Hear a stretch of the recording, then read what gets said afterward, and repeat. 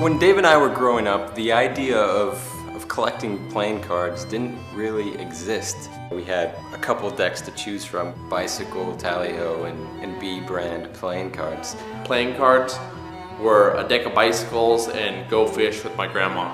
And we were also always collecting casino decks. I always saw Dan and Dave with Jerry's or a Dunes deck. And they looked cool. They were very retro, and they had a very distinct feel and finish. I don't think any other deck has matched since.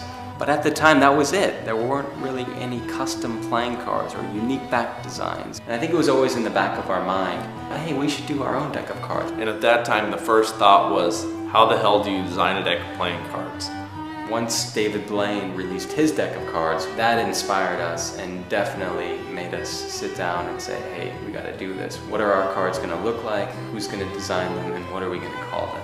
When Dan and Dave told me they're making their own deck, and I, as a joke, said, make one white, one black, call it Smoke and Mirrors. It's just an empty canvas. Anything can be on this card. And I think it took working with Cy Scott initially for us to grasp that. Then it just opened the floodgates. The exciting part about designing a deck of playing cards is seeing where you can take it. When we released the first edition, we had no idea there'd be a second, third. Initially, I don't even think the thought of selling it occurred to us. The first time I ever heard of a playing card deck being sold for over $100, I looked and saw what it was. It was a Smoke and Mirrors deck. I couldn't believe it. We used to use those as just like normal cards. We had no idea they would spawn this entire collectible market. It's something that, you know, went way bigger than we ever expected. It's amazing the recognition and the support the cards have had over the years. The Smoke and Mirrors were designed for magicians and cardists. They were designed to be used, you know. We built them to last, to be beautiful, to fan well, to shuffle well. And as we printed the following editions, we always added something new. What if we could do this? What if we could do that? It was always just our mission to constantly improve the quality of the cards. There was always a limitation in the past, whether it was budget, technological reasons. What's the next big thing?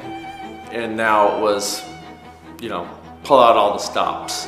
At first, version 7 was just going to be another color. We actually teased it in version 6 by including an ad card that was potentially the design for version 7. But after that was released and after really thinking about it, we decided that no, we had to do something really special. We wanted to really say farewell to the brand, to the franchise. We really wanted to satisfy our fans and the collectors of our cards. We had to update not just one deck, but all of the decks. And give fans what they wanted, the ultimate box. For the deluxe box set, we set it upon ourselves to do everything imaginable to make these the ultimate deck of cards. We redesigned everything from the ground up. We used effects like embossing and foil stamping. We went completely over the top. We actually foil stamped the inside of a box. That's not even something you see on the outside, but it's a detail that when you open, you can appreciate. Everything matches, everything is exactly the way we want it. We really worked with the US Playing Card Company to allow their press to get thin borders. I think this is going to be a big trend. One feature of the new Smoke and Mirrors that we're really excited about is the seal. This has been something on our mind for a long time, and it's something that, you know, we thought, why hasn't this been done before? It's so simple. And all we did was add a perforation along the crescent. So that way it's no longer difficult to open a box. The Smoke and Mirrors Deluxe box set is 5 years of experience for Dave and I in printing playing cards. It's everything we know about that in one box, signed, numbered, only 10,000 made, and once they're sold, that's it, they're gone forever. We're discontinuing the brand. It's sad to see them go, but I think you'll agree it's a grand farewell.